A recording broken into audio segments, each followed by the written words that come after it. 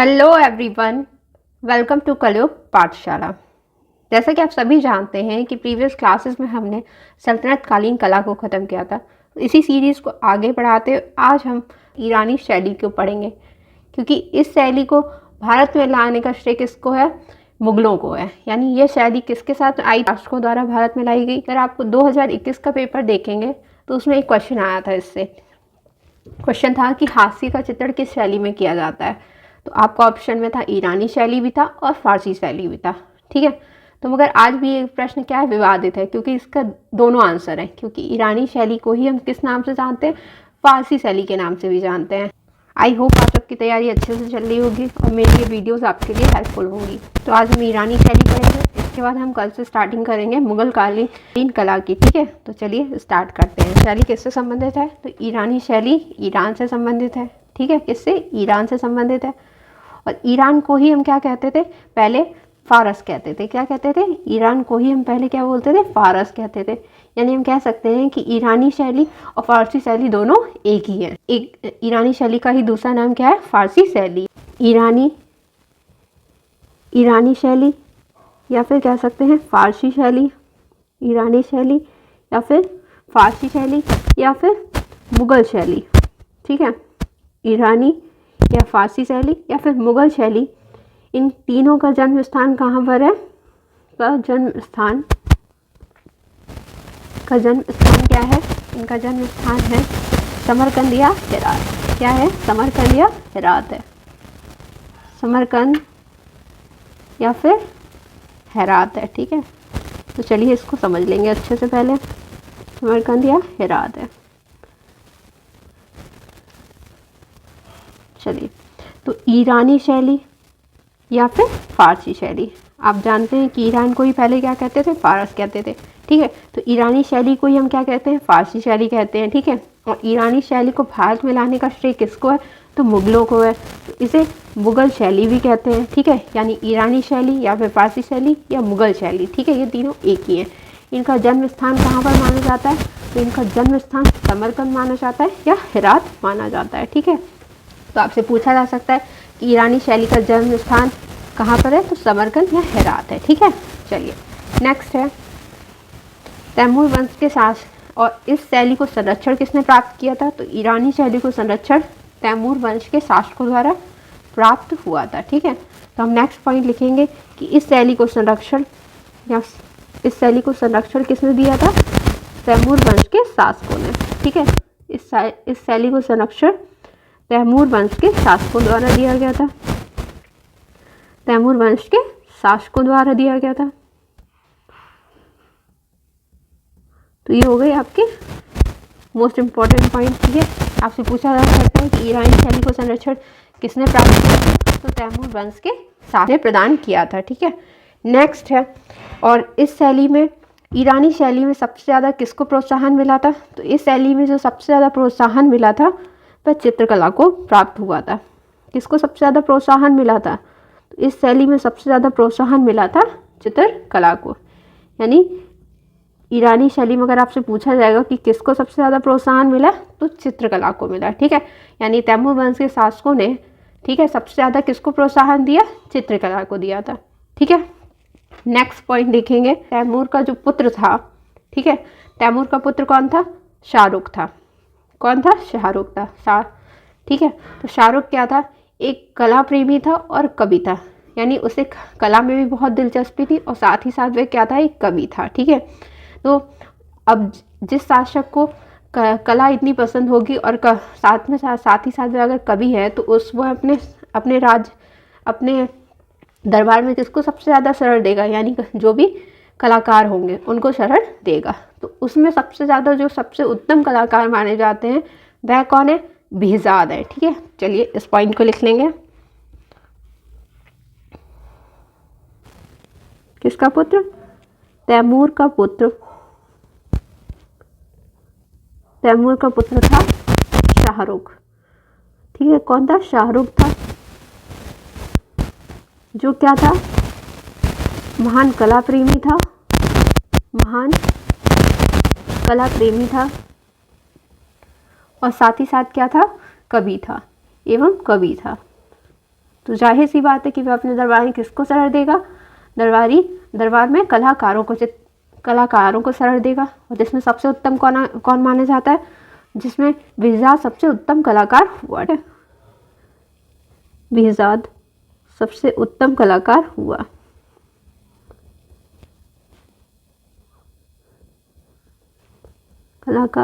ठीक है।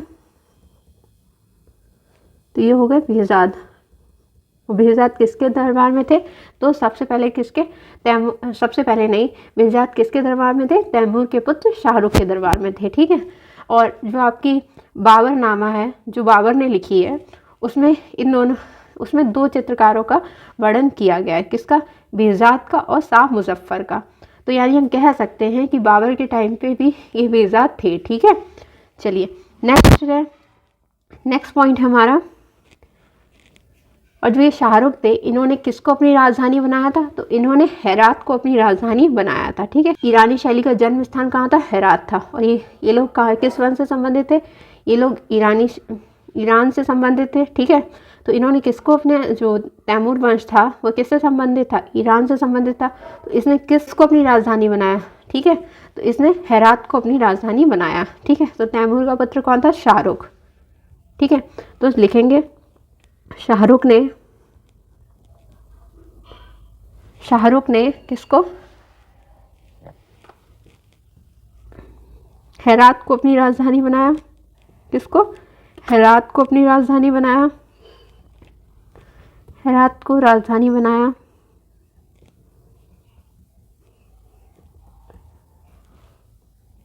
अब इसको राजधानी बनाया तो ये कहाँ पर अपने कला केंद्र स्थापित करेंगे, यहीं पर। ठीक है। तथा वहीं पर कला केंद्र भी स्थापित किया। ठीक है। तो इन्होंने कला केंद्र कहाँ पर स्थापित किया, यहीं पर हेरात में। किसने, शाहरुख ने स्थापित किया।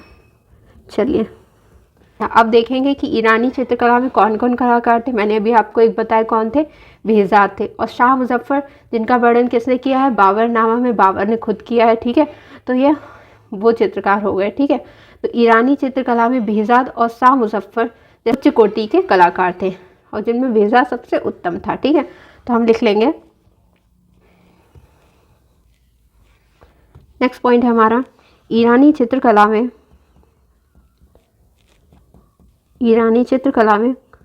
मैंने अभी आपको कलाकार बताया कौन कौन थे, तो बेहज़ाद और शाह मुज़फ़्फ़र। बेहज़ाद जो किसके दरबार में थे, शाहरुख के दरबार में थे। और शाह मुज़फ़्फ़र, दूसरे कलाकार कौन है, शाह मुज़फ़्फ़र।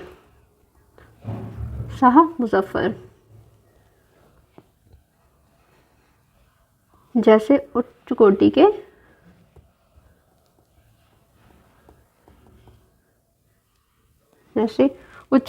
कलाकार थे।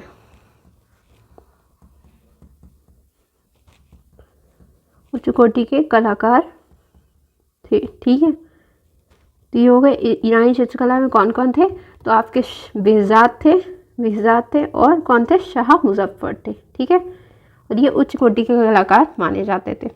और तैमूर का पुत्र कौन था, शाहरुख। ठीक है। कौन था, शाहरुख था। और जिसने किसको अपनी राजधानी बनाया था, हेरात को अपनी राजधानी बनाया था। और यहीं पर इन्होंने कला केंद्र भी स्थापित किया था। और तैमूर का पुत्र शाहरुख जो था वो क्या था, तो महान कला प्रेमी शासक था और कवि भी था साथ ही साथ। ठीक है। और इसके दरबार का सबसे उत्तम कलाकार कौन था, बेहज़ाद था। ठीक है। और तैमूर वंश के शासकों में सबसे ज़्यादा किसको प्रोत्साहन दिया, तो चित्रकला को प्रोत्साहन दिया था। ठीक है। और इस ईरानी शैली को संरक्षण किसने दिया था, तो तैमूर वंश के शासकों द्वारा संरक्षण प्राप्त किया था। ठीक है। और ईरानी शैली को हम किस नाम से जानते हैं, तो ईरानी शैली को हम फारसी शैली के नाम से भी जानते हैं और मुग़ल शैली के नाम से भी जानते हैं। ठीक है। चलिए अब नेक्स्ट पॉइंट देखेंगे। अब हम थोड़ा बेहज़ाद के बारे में जान लेंगे। बेहज़ाद, ठीक है, ये किसके दरबार में थे, तो ये शाहरुख के दरबार में थे। ठीक है। चलिए अब इनके बारे में थोड़ा अच्छे से समझ लेंगे। तो इन्हें पूर्व का राफेल के नाम से भी जाना जाता है। किसके नाम से जाना जाता है, इन्हें पूर्व का राफेल भी कहा जाता है। ये मोस्ट इम्पॉर्टेंट आपसे पूछा जाता है कि पूर्व का राफेल किसे कहा जाता है। तो हम बेहजाद को पूर्व का राफेल के नाम से जानते हैं, ठीक है। अगर हम इनके पूरे नाम की बात करें, बेहजाद का पूरा नाम क्या है, तो इनका पूरा नाम है,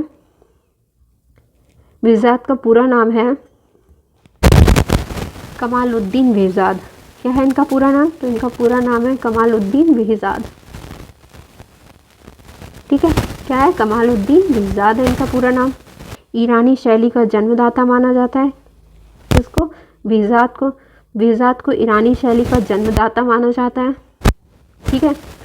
तो ये हो गए मोस्ट इम्पॉर्टेंट पॉइंट्स। ये जितने पॉइंट्स मैं आपको बेहजाद में लिखवा रही हूँ इन सब से क्वेश्चन बनता है, ठीक है। तो आपसे पूछा जा सकता है कि पूर्व का राफेल कैसे कहा जाता है, तो बेहजाद को कहा जाता है। इनका पूरा नाम क्या है, तो इनका पूरा नाम कमालुद्दीन बेहजाद है और इन्हें ईरानी शैली का जन्मदाता भी माना जाता है। चलिए अब देख लेते हैं इनके बारे में थोड़ा सा और। बेहजाद शाहरुख के दरबार में बाद में आए थे, ठीक है। उससे पहले ये कहाँ थे, तो ये पहले हुसैन बोगरा सुल्तान थे, हुसैन बोगरा उनके दरबारी चित्रकार थे, यानी उनके दरबार में ही चित्रकारी करते थे, ठीक है। फिर उसके बाद क्या होता है, जब इनकी मृत्यु हो जाती है, किसकी, सुल्तान हुसैन बोगरा की मृत्यु हो जाती है, तो उसके बाद ये किसके संरक्षण में आ जाते हैं, कि सुल्तान शाह इस्माइल के संरक्षण में कार्य करते हैं, ठीक है। तो चलिए इसको देख लेते हैं, ये भी मोस्ट इम्पॉर्टेंट पॉइंट है, ठीक है। बेहजाद सबसे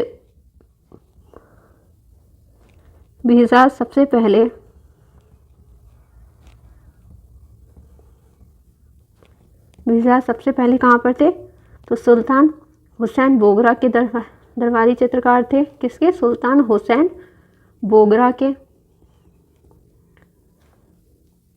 दरबारी चित्रकार थे, ठीक है। किसके, हुसैन बोगरा के दरबारी चित्रकार थे। फिर जब इनकी मृत्यु हो जाती है, इसकी, हुसैन बोगरा की, फिर उनकी मृत्यु के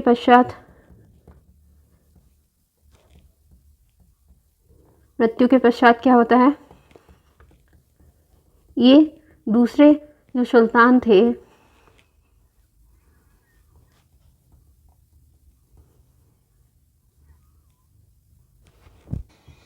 पश्चात फिर क्या होता है, वह सुल्तान किसके, शाह इस्माइल के संरक्षण में कार्य करने लगते हैं, ठीक है। तो दूसरे सुल्तान कौन थे, शाह इस्माइल, ठीक है, शाह इस्माइल थे।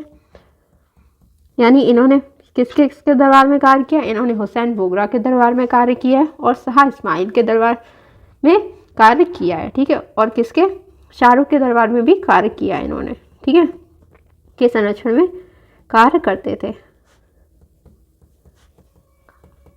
ठीक। चलिए अब देख लेंगे कुछ और पॉइंट। और इससे पहले मैंने आपको एक पॉइंट बताया था कि बेहजाद का उल्लेख किस में किया गया है, बाबरनामा में भी किया गया है, ठीक है। तो चलिए इस पॉइंट को भी लिख लेंगे, ये भी मोस्ट इम्पॉर्टेंट पॉइंट है, ठीक है। कि आपसे पूछा जा सकता है कि बाबर ने अपनी आत्मकथा में किन दो चित्रकारों का वर्णन किया, तो आप कहेंगे पहला बेहजाद थे और दूसरा कौन थे, शाह मुजफ्फर थे। चलिए बेहजाद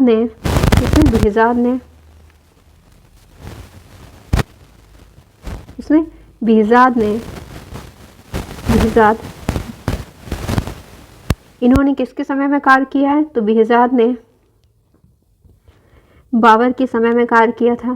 किसके, बाबर के समय में कार्य किया था, ठीक है, बाबर के समय में कार्य किया था, जिसका वर्णन हमें कहाँ मिलता है, उनकी आत्मकथा में मिलता है, कार्य किया था, जिसका वर्णन बाबर ने किसमें किया है, जिसका वर्णन बाबर ने अपनी आत्मकथा में किया है, जिसका वर्णन बाबर ने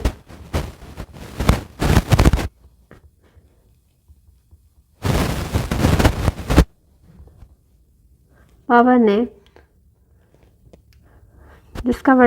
ने किसमें किया, स्वयं लिखित आत्मकथा।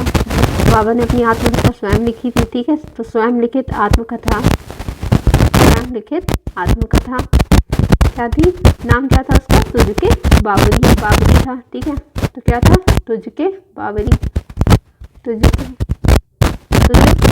बाबरी में किया था, ठीक है, में किया था। तो बेहजाद जो हैं जिसका वर्णन बाबर ने अपनी आत्मकथा में किया था। ठीक है, जिस बाबरनामा, इसी को हम तुझ के बाबरी भी कहते हैं। ठीक है, चलिए नेक्स्ट है, बेहज़ाद को ही क्या कहा जाता है, हेरात शैली का जन्मदाता माना जाता है। ठीक है, चलिए नेक्स्ट है, क्योंकि जो शाहरुख था उन्होंने अपना केंद्र कहाँ पर स्थापित किया था, हेरात में स्थापित किया था, जो कला केंद्र था। उसके जो उसको आगे बढ़ाने का कार्य किसने किया था, बेहज़ाद ने किया था। ठीक है, तो बेहज़ाद को ही हम क्या मानते हैं, हेरात शैली का जनक मानते हैं। ठीक है, चलिए देख लेंगे इस पॉइंट को भी। बेहज़ाद को ही क्या माना जाता है, हेरात शैली का जनक माना जाता है। हेरात शैली का जनक माना जाता है, हेरात शैली का जनक। ठीक है, और इन्हीं के समय क्या होता है, हेरात नगर जो था वह ईरानी कला का प्रमुख केंद्र बना था। ठीक है, तो नेक्स्ट पॉइंट लिख लेंगे। नेक्स्ट पॉइंट ये रहेगा कि बेहज़ाद के समय में ही हेरात नगर जो था ईरानी कला का प्रमुख केंद्र बना था। ठीक है, नेक्स्ट पॉइंट है हमारा, बेहज़ाद के समय में ही, बेहज़ाद के समय में ही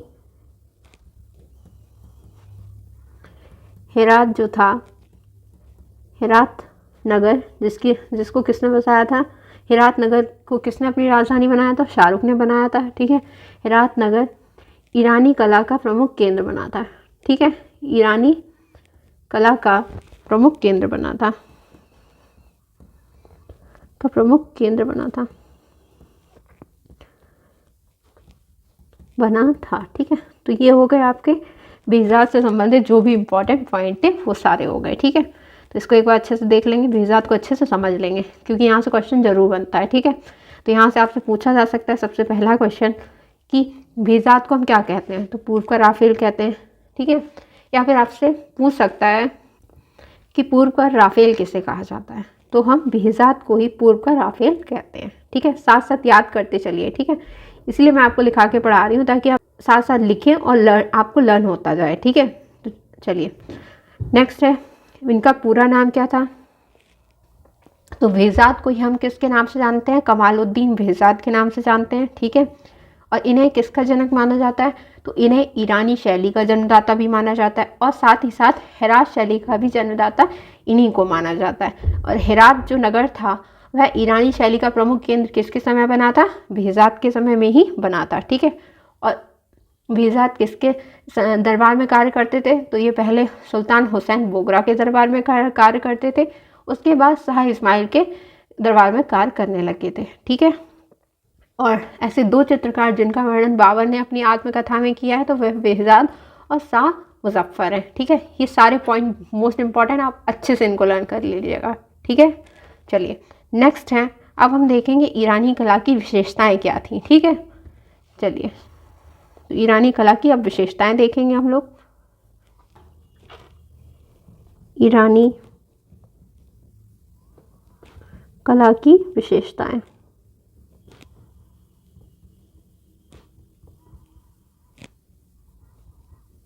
ईरानी कला की विशेषताएं, मैं आपको सिर्फ वही पॉइंट लिखवा रही हूँ जो आपके एग्ज़ाम के लिए इम्पोर्टेंट है। ठीक है, बताने को बहुत कुछ है मगर आपको बस उतना जानना है जितना आपके एग्ज़ाम में पूछा जाता है, आपको बस उतना पता होना चाहिए जितना आपके एग्ज़ाम के लिए ज़रूरी है। ठीक है, तो चलिए अब देखते हैं ईरानी कला की विशेषताएं। अगर इसमें हम बात करें तो इसमें सबसे मोस्ट इम्पॉर्टेंट अगर पूछा जाता है कि हाशिए का चित्रण किसमें किया गया है, तो ईरानी कला में किया गया है। ठीक है, ये इसका मोस्ट इम्पॉर्टेंट पॉइंट है। ठीक है, तो चलिए अब स्टार्ट करते हैं इसकी विशेषताओं के बारे में। तो सबसे पहली है,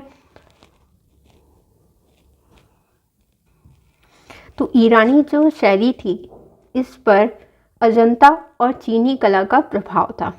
वह कैसे था कि जो ये ईरानी शैली थी ये कैसी थी, रेखा प्रधान थी। और आपको पता होगा कि अजंता में और चीनी कला से हमें जो भी चित्र प्राप्त हुए हैं, यानी अजंता की गुफाओं से जो हमको चित्र प्राप्त हुए हैं वह कैसे थे, रेखा प्रधान थे, यानी उन्हें रेखाओं के माध्यम से बनाया गया था। तो ईरानी शैली भी हमारी उसी से संबंधित है। तो हम कह सकते हैं कि अजंता व चीनी कला का प्रभाव है किस पर, ईरानी कला पर। तो पहला पॉइंट हम ये लिख लेंगे,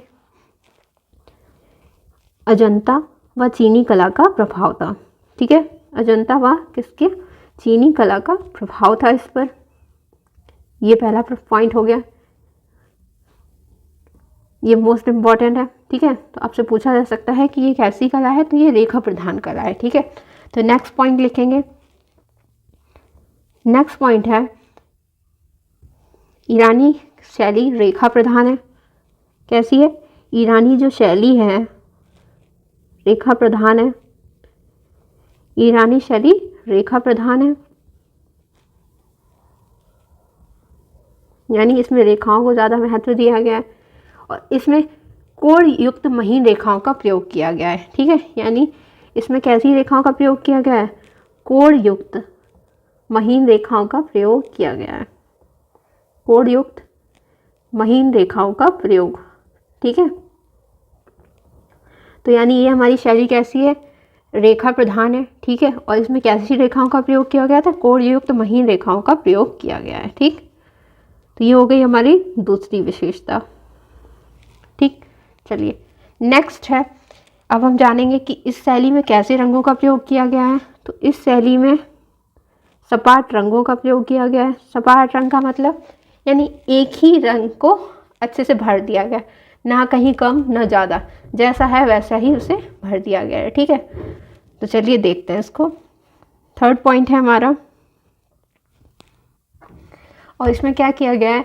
इसमें सपाट रंग भरे गए, यानी जैसे रंग थे वैसे ही भर दिए गए हैं, ठीक। और ना कहीं पर शैडो दी गई है, यानी कहीं पर छाया प्रकाश नहीं दिया गया, ठीक, कि कहीं पर रंग हल्का कर दिया गया, कहीं पर ज़्यादा डार्क कर दिया गया, वैसा कुछ नहीं किया गया, ठीक। जैसा था उसे वैसा ही उसमें भर दिया गया है, ठीक। और इसमें जो आकृतियाँ होती थी इन चित्रों में, तो वो उसमें क्या करते थे? उसमें उभार भी नहीं देते थे और गोलाई का अभाव रहता था, ठीक है। यानी हमें जैसे जो चित्र है वो बाहर निकल के नहीं आता था उसमें अच्छे से, ठीक है। तो यानी उस शैली में क्या था? उभार और गोलाई का अभाव था। और रंग कैसे होते थे उसमें? अमिश्रित होते थे, यानी डार्क है तो डार्क ही रहेंगे, यानी चटकीले होते थे, ठीक है। और पृष्ठभूमि को कैसे रंगों से ये लोग भरते थे? ये मंद रंगों से भरते थे। यानी पृष्ठभूमि जो होती थी, यानी जो चित्र का जो धरातल होता था वह मंद रंगों से रंगा होता था, यानी हल्के रंगों से भरा होता था। और जो चित्र होता था वह कैसा होता था? उसमें जैसे रंग होते थे वैसे ही भर दिए जाते थे, डार्क डार्क और चटकीले होते थे, ठीक है। और चित्र में क्या होता था? उभार नहीं होता था और गोलाई का अभाव होता था। और साथ ही साथ इसमें चित्रों का क्या होता था? छाया प्रकाश भी नहीं दिया जाता था, ठीक है। तो चलिए इस पॉइंट को लिख लेंगे। सपाट रंग भरे गए हैं इन चित्रों में, ठीक है, यानी सपाट रंग भरे गए हैं, सपाट रंगों का प्रयोग, ये हमारा थर्ड पॉइंट हो गया। और बाकी जो था वो मैंने आपको बता दिया, ठीक है। नेक्स्ट है, और ये रंग होते कैसे थे? तो ये रंग अमिश्रित होते थे। कैसे? अमिश्रित होते थे और चटकीले होते थे। अमिश्रित एवं चटकीले होते थे, ठीक है। अमिश्रित और चटकीले रंग होते थे। नेक्स्ट है, इसमें अलंकारिता का अधिक प्रयोग किया गया था। किसका? अलंकारिता। और अलंकारिता क्या होती है? जो आपकी फूल पत्ती हो गए, इन सबको ज़्यादा चित्र वहाँ पे किया जाता था, ठीक है।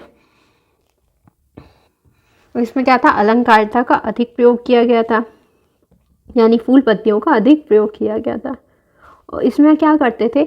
इसमें मानवाकृतियों को चित्रित नहीं करते थे ईरानी शैली में। आप जानते हैं कि इस्लाम धर्म में क्या है कि जो व्यक्ति चित्रण है वह निषिद्ध माना जाता है, ठीक है। तो इसमें किसका चित्रण करते थे? फूल पत्तियां, इन सब का चित्रण करते थे ये लोग, ठीक है। नेक्स्ट पॉइंट है कि चित्रों के चारों ओर किसका हाशिया बनाने की प्रथा थी, ठीक है। कब? ईरानी शैली में। यानी इसका मोस्ट इम्पॉर्टेंट पॉइंट यही है, ठीक है, कि ईरानी शैली की सबसे मोस्ट इम्पॉर्टेंट जो विशेषता थी वह यही थी, हाशिया चित्रण। आपसे क्वेश्चन भी पूछा गया है कि हाशिया चित्रण किस में किया जाता है? तो ईरानी शैली में किया जाता है, या फिर फारसी शैली कह सकते हैं, क्योंकि ईरानी शैली को ही हम किस नाम से जानते हैं? फारसी शैली के नाम से भी जानते हैं। इसको मोस्ट इम्पॉर्टेंट मार्क कर लेंगे इस पॉइंट को, ये 2021 के पेपर में पूछा गया था, ठीक है। हाशिया चित्रण किस शैली की विशेषता है? ईरानी शैली की। चलिए नेक्स्ट पॉइंट है हमारा, नेक्स्ट है कि इस शैली में और इन चित्रों में क्या था कि स्त्री की जो कोमलता थी उसको लता के रूप में चित्रित किया जाता था, और पुरुष की जो उपमा थी वो किससे की गई थी? सरोवृक्ष से की गई थी। तो चलिए इस पॉइंट को भी लिख लेंगे। ईरानी शैली के सारे ही पॉइंट जो इम्पोर्टेंट है वही मैं आपको लिखवा रही हूँ, ठीक है। तो चलिए नेक्स्ट पॉइंट लिखते हैं कि स्त्री की कोमलता को किसके रूप में चित्रित किया गया है? लता के रूप में चित्रित किया गया है। किसके रूप में? लता के रूप में। और तथा पुरुष की जो उपमा है, ठीक है, पुरुष की उपमा किससे की गई है? सरोवृक्ष से की गई है। पुरुष की उपमा किससे की गई है? सरोवृक्ष से। पुरुष की उपमा सरोवृक्ष से की गई है, ठीक है। चलिए अब इसमें मानव, पहले इसमें क्या होता था? व्यक्ति चित्रण नहीं होता था, मगर फिर बाद में इसमें व्यक्ति चित्रण होने लगा था, ठीक है। तो इसमें जो मानवाकृतियाँ होती थी वह किस आकार में बनाई जाती थी? तो 2.25 चष्ट में बनाई जाती थी, ठीक है। तो नेक्स्ट पॉइंट लिखेंगे कि मानव आकृतियाँ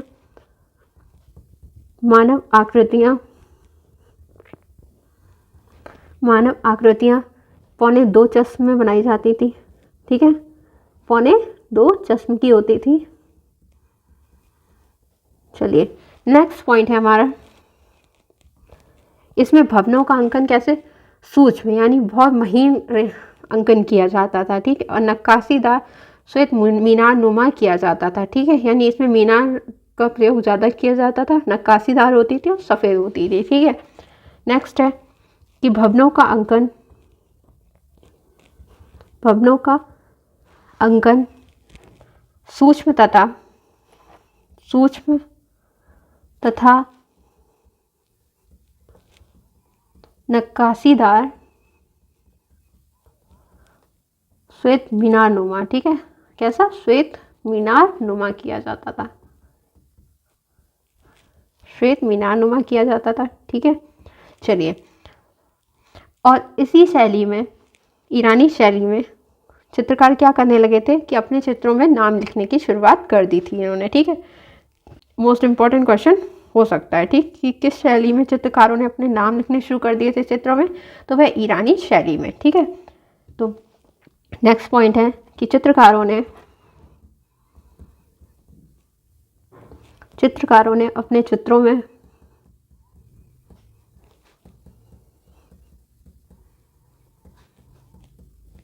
नाम लिखने की शुरुआत कर दी थी। नाम लिखने की शुरुआत किसमें? ईरानी शैली में कर दी थी, ठीक है। और ये नाम लिखा कहाँ जाता था? तो ये चित्रकारों के जो नाम होते थे ये क्या करते थे? तो जो चित्रों का जो भी विषय रहता था उसको ही जहाँ पर लिखते थे, यानी चित्रों के जो विषय होते थे या फिर जो भी कोई कविता लिखनी होती थी ये कहाँ पर लिखते थे? जो आकाश वाला भाग, यानी चित्र का जो ऊपर वाला भाग होता था वहाँ पर लिखते थे, ठीक है। और या फिर एक आयताकार सफ़ेद पट्टी होती थी, वो भी कहाँ होती थी? ऊपर होती थी चित्र के, ठीक है। और उस पर अंकित करने की प्रथा चलने लगी थी, कब? ईरानी शैली में, ठीक है। तो जो चित्रकार अपने नाम लिखते थे वह कहाँ अंकित करते थे? चित्र के ऊपर करते थे, ठीक है। चलिए नेक्स्ट पॉइंट है हमारा कि इन चित्रों में किसका प्रयोग किया जाता था? ऊंचे क्षितिज का प्रयोग किया जाता था। चित्रों में प्रायः कैसे? ऊंचे क्षितिज का प्रयोग किया जाता था। किसका? ऊंचे क्षितिज का प्रयोग किया जाता था। ऊंचे क्षितिज का प्रयोग, ठीक है। ऊंचे क्षितिज क्या कि ये जो चित्र होते थे ये भूमि, जलाशय या फिर आसन जो होते थे, कालीन होती थी, कब्र होती थी, ये कहाँ पर बनाए जाते थे? आकाशीय परिप्रेक्ष्य में बनाए जाते थे, ठीक है। चलिए नेक्स्ट है हमारा पॉइंट, परिप्रेक्ष्य का अभाव था इसमें, यानी इन चित्रों में किसका अभाव था? परिप्रेक्ष्य का अभाव था। परिप्रेक्ष्य का अभाव था।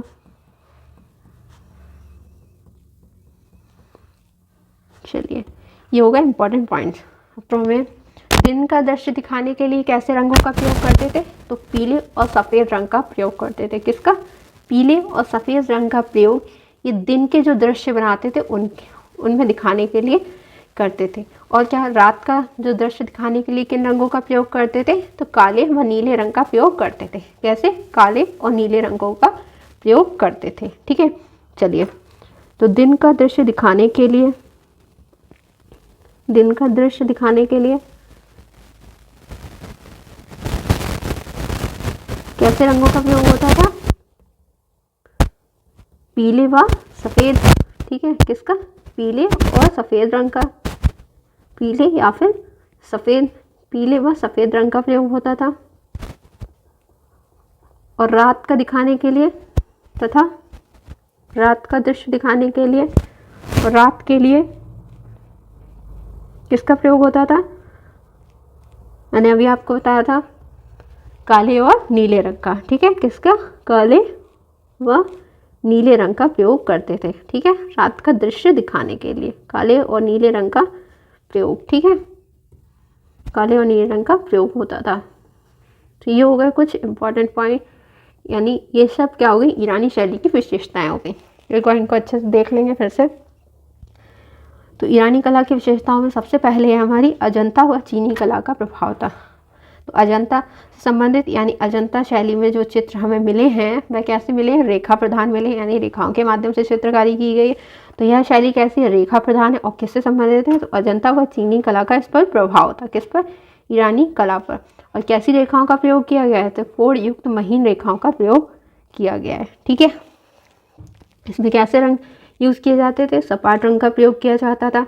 और ये रंग होते कैसे थे? अमिश्रित होते थे, यानी जैसे डार्क हैं तो डार्क ही जाते, हल्के हल्के नहीं किए जाते थे। ठीक, और चटकीले रंग का प्रयोग कर दिया जाता था। ठीक है, अलंकारिता का अधिक प्रयोग किया गया है, यानी फूल, वृक्ष, पत्तियाँ ये सब बनाई गई हैं। ठीक है, हास्य चित्रण ये मोस्ट इम्पॉर्टेंट है। ठीक है, हास्य का चित्रण चित्रों के चारों ओर किया जाता था। ठीक है, तो ये किस शैली की विशेषता है? तो ईरानी शैली की विशेषता है। ठीक, स्त्री की कोमलता को कैसे दर्शाया गया है? तो लता के रूप में। और पुरुष की उपमा किससे की गई है?